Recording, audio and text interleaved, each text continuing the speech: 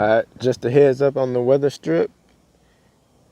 This part can fill up and it's supposed to eventually trickle down into this thing, but it's like a little small wall that went up right here, so it wouldn't trickle out of this until this filled up first. And when this filled up, depending on how your car is angled, either it'll tilt into this piece and it'll trickle down through here and come out like it's supposed to, or it'll lean forward and tilt this way and tilt into the car. So be mindful of that.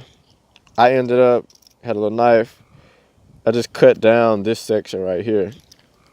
That way this wouldn't fill up all the way up to the top and overflow here, because as soon as it starts to fill up in here, it'll already have enough space to roll down into that tunnel. So be mindful of that. And same deal on this side.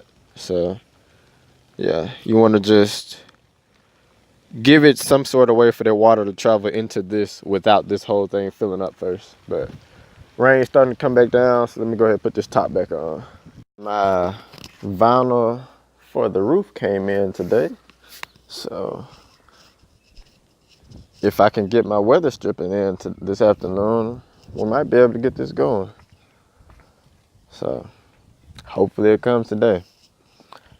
And me and my homeboy are supposed to be trying to wrap this whole thing, so this should be an exciting project, but not today's project. So you have to stick around and see what we do with this and if it works or not.